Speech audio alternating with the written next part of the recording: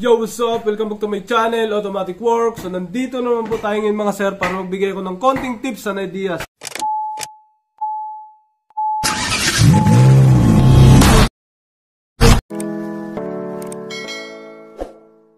Yo mga sir, si mga kakulkog dito. Nagtitesting tayo ng RAV4. Ayan, RAV4 na palyado. Ano ba nangyari dito, pre? Paring Ariel. Tingnan natin kung sino pinamalakas na injector. Yung bago bang kabit o yung luma. Okay. Crank lang, Soy. Huwag mo i-under diretso ha. Crank lang. Okay. Okay, isa pa. Oh, ito pre. Oh, hihina pre. Ulit. Sige. Op, ya. Diba? Okay na. Malakas pre, oh. Malakas, no? Ito wala. Isang, ano, yung pinalitan, ano? Oh, sige, isa pa. Oh, tingnan mo. Ikotin mo yung karton. Tika lang, Soy. Tika lang, ikotin mo, pre. Ikotin mo, ikot. Ikot mo, Noy. What? Hala, hapla. Haplay. Haploy. Yan. Haploy na. Oh, sige, ikot. Sige, pitik. Oh, mahina siya. Oh, mahina. Yung isa. Mahina, no? Sige, ulit. Isa pa. Mahina, pre. Op, ya. Isa. Diba? Ay, lakas nito pre. Mahina, pre. Op, ya. So, ito, tinroubleshoot namin kasi may accelerator naman siya, pero parang may palya pa rin. Dito, wala naman na siyang, maayos. Inisa-isa na natin to. Lahat sa coil, tapos sa wiring sinisa-isa, uniform lahat. Sa injector naman tayo pumunta. Sa injector may isang na iba. Yan yung mga tip niya. Dulo. Yan. Ito isa malapad. Yan, oh. Marami. Ito bilog maliit. So marami to. Tapos iba na kulay. So matindi-tinding trouble to. Mag-ano ka? Mag-cable tie? Cable tie, siyempre pag under yung pre. Yun mga sir, tinira na ni paring Ariel, mechanic yung ano. Tapos si Soy ng Leyte. Tapos doon sa kabila sila naman bumabanat ng Nissan Navara na bulwak ng tubig. Parang putik yan. Tinitingnan ni paring Ariel kasi kung saan kasi nakain pala niya lahat yung filter niya, no? Yung nadurog. Tingnan natin baka nagdumi sa injector. Pero dito okay naman tayo dito. Ay, siyempre. Puto lang wire sa ilalim niyan. So ito may revolusyon na siya. Mali yung pagkabanggit ko kanina, pero kailangan map sensor palitan. Map sensor, ito na. Yan ang injector. Sunog na. Yan. Kumpares. Coil yan, pre. Coil to. Subukan natin. Hindi bang bunot yan, may lock yan pre. May lock. Saan? Ayun nga. Tanggalin natin. Saan? Tanggal. Kasi pag tinanggal mo yan, hindi makakasirit. Sige. Okay. Hindi pwede, no? Yan na. Kinabit na namin yung may dilaw. Yan. Yan, nakakabit na siya. Ito, tinanggal namin yung amin. Yan. Walang minor, parehas. Walang minor. Wala ding RPM. Sige. Ito na. Paanda rin na ni pare. Boom! Oh! Yun! Galit na galit. Meron na. May minor. Op. Okay. So ibig sabihin map sensor at titingnan din natin ignition coil.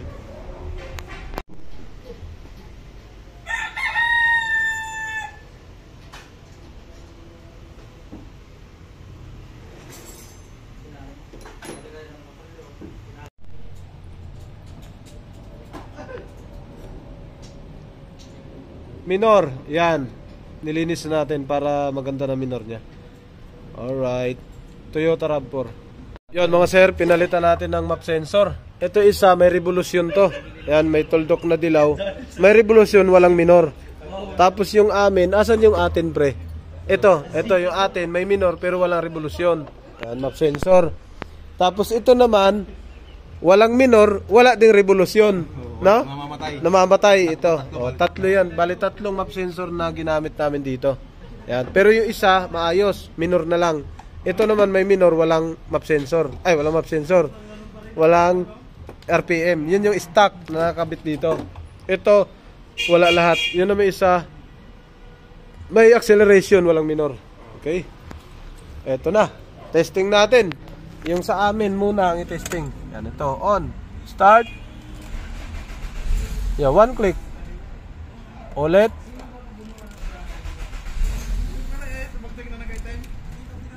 Wala. Ulit. Wala. Walang RPM, oh. Kahit anong din. Wala, oh. Wala. Hanggang 2,000 lang, oh. Ayaw. Nagwa-wild. Nagwa-wild. Oh, nawawala, oh. Wala. Pero yung isa, may minor. May galit. Ito wala. Oh. Parang masisira ang makina. Hanggang 2,000 lang namamatay. Yun, maglilinis tayo ng map sensor. Yan, tatlong klase ng map sensor. Tatlong klase. Tatlong map sensor to, hindi tatlong klase.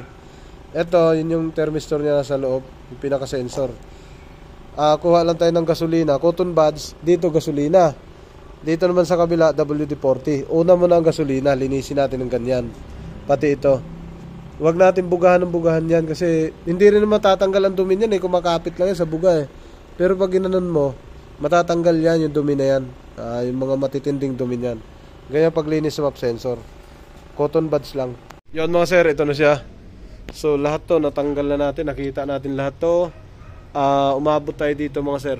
Yan, sa map sensor. Yan, talagang ano. Papalitan na ng map sensor. Pagka bunot ng map sensor, aandar na siya. May revolusyon niya. Pero pagka nakasaksak ang map sensor, hindi siya nagre-revolusyon. Yun o. Ulit natin. Start.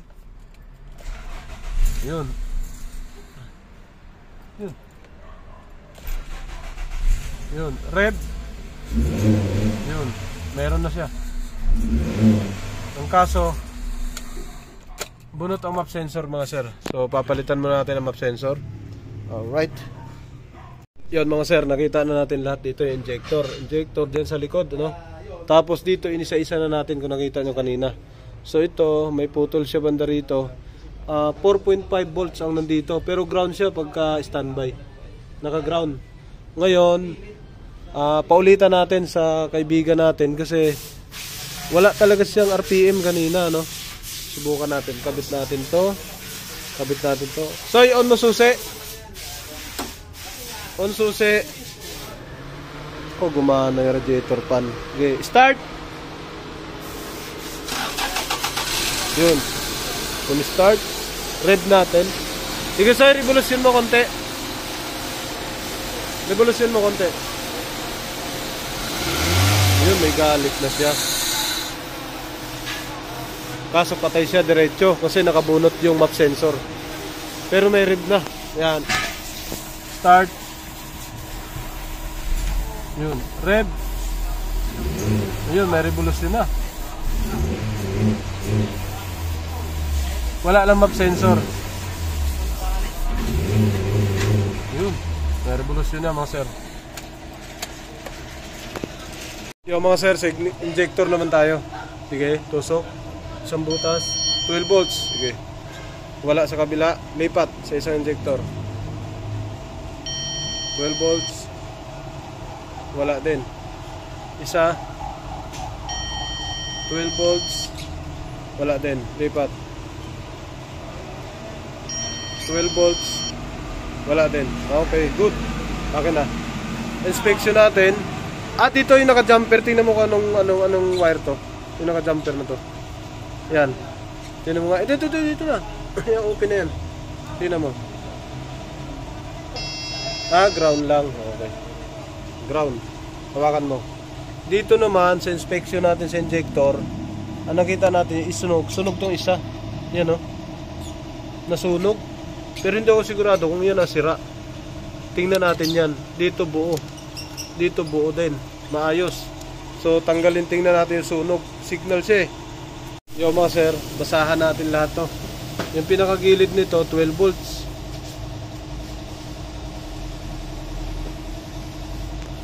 12 volts yan, yung pinakagilid, no? 12 volts. Sige, sa isa naman, 12.1. Yan. Yan, 12.1. Same. Sige, lipat. 12.1. Sige, dulo. Sakto.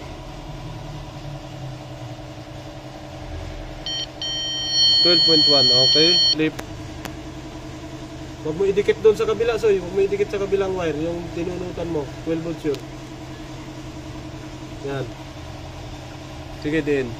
Yan, 4.9. Sige. Sige, din lang.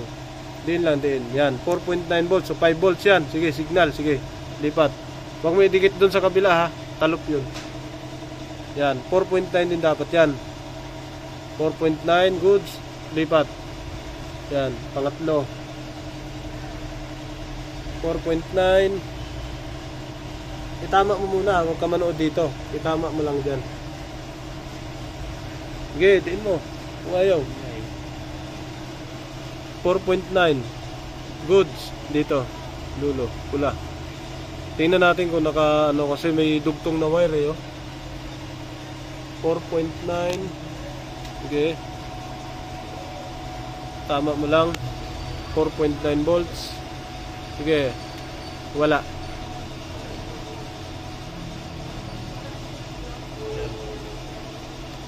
Wala. Eh? 4.9 meron. Sige. Okay. Pangatlo. Mapurol, no? Pangatlong wire na yan. Ayan ay ground. Hindi kaya signal pa rin. Ground. Okay. Next. Ground yan. Pangatlo. Ground din. Sige. Pangapat. Ay, pangatlo.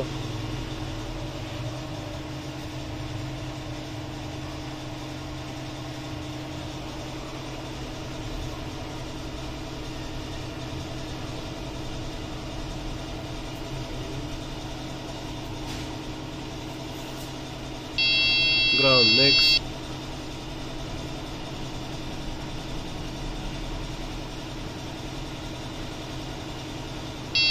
Ground din. Okay. Isa na lang.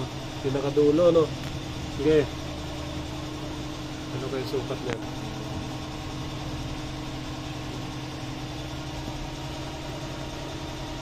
Tama mo lang sa wire. Diyan ka tumingin. Huwag ka tumingin sa akin. Yan, ground din. Eh, next. Dalawang ground, bali. Ground din, next. Ground din, next.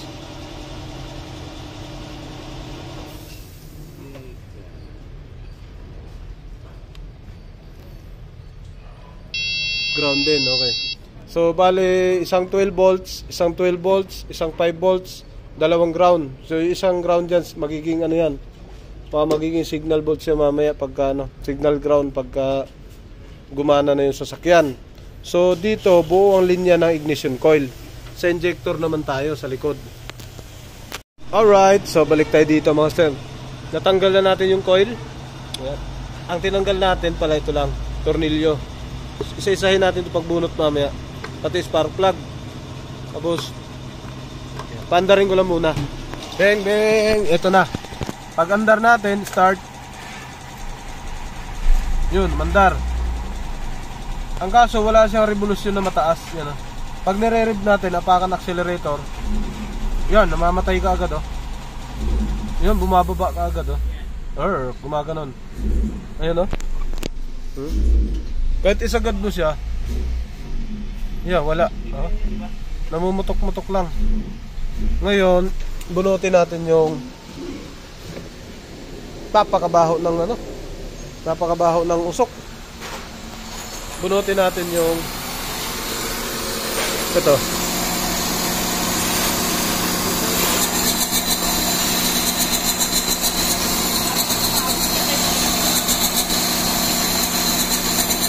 Wala reaction ito.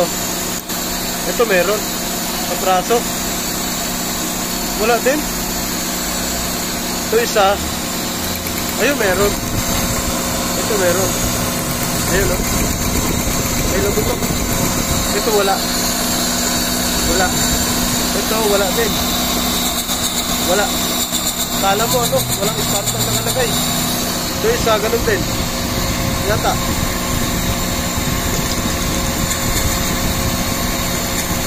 Meron. Yan. Meron. Ito lang wala, dalawa. May lagutok yung dalawa wala. Yun. Ang gagawin natin, palitan natin ng coil. Yo mga sir, ito. Ay, hindi obra pre. Oo nga, ano.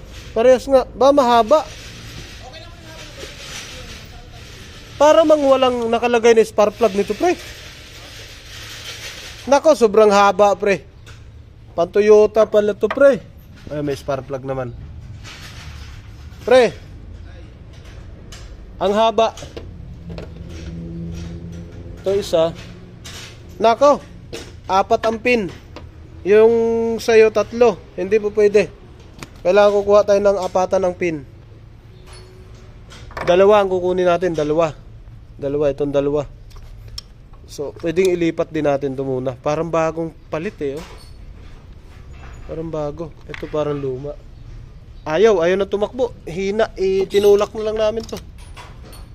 Yung 2 to, lipat natin dyan sa 1. 1 tsaka sa 2. Pagka pumutok siya dyan, ibig sabihin, sira ang coil pagka dito. Yan. Pagpalitin natin. 3 tsaka 4. Ito yung mga hindi gumana. Yung gumana, yung 2 sa dulo. Yan, bunutin natin. Lipat natin. 2 dito. Yung 2 naman dito.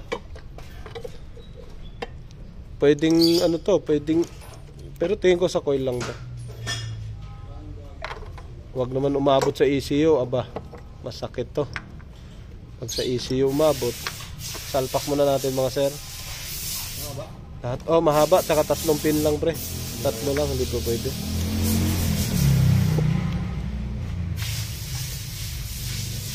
Yan. Saksak. Saksak ulit. Yan. Kung ignition coil ang sira, dapat dito ulit ang walang putok. Pag wires ang sira, dito lang yun mananatili. Sige pre, start. Kumandar. Ito may lagutok to. Pag nandito siya, nandito. Meron mo. Yan. Meron. Ito. Meron din. Yan, meron oh. Yan, meron. Ito. Meron na. Yan, meron na siya oh. Kabila. Meron na rin. Baba. Uy, patay. May linya ng wirings. Aray ko. Ano? Naku. Pre, revolusyon mo. Pre.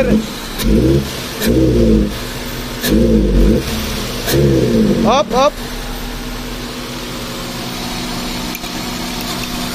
Permis, di nawala. Meron din. Ito. Humina. Meron din. Kung naging meron na lahat. Isa-isahin natin yung wire kasi may jumper oh. Okay. Ayun. Ito, tingnan natin. Ito, binuksan na natin dito mga sir. Yung coil ni sir, yung isa, parang surplus. Tingnan natin yan. Angat natin isa-isa, pati spark plug. Tingnan natin yan mga sir. Alright. So matagal na to naka-stock. Matagal na kaya hindi na rin talaga nagamit na may-ari. Kaya naisipan na lang nilang ipagawa na to. Matagal na. Sobrang tagal na nito. Yan. Ngayon, naka-decide ng gagawin. So ngayon natin gawin. Tingnan din natin ang coil lahat. Pati gasolina, tingnan natin yung buga. Yun. Eto na siya. So ipakang-an na namin to. Subukan namin. Yun, nagalaw na siya oh. Subukan namin kung aandar siya na maayos. Dito na. Boom. Boom shakalak. Boom shakalak. Why nobody? On susi. Manual to mga sir, manual. Start.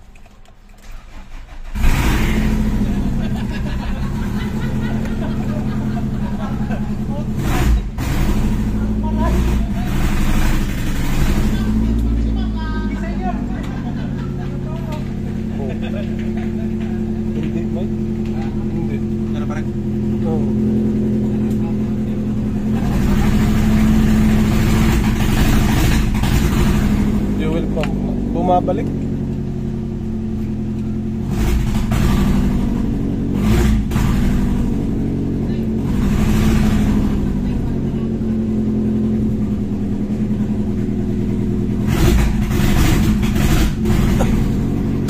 Amoy gasolina kaagad eh. Balik natin yan. So, ibig sabihin wala dito. Lakas dito, no? Nandar, no? Cable type 2 eh. Dapat, dire-diretso. So, ibig sabihin, dito, dire-diretso yan. So, ngayon, bubunutin natin lahat yan. So, tingnan din natin yung computer box. So, balik na to, higpitan na ulit yan. Higpit na ulit. Bunot computer box. Tapos, titingnan ang fuel pump. Fuel pump, sana yun?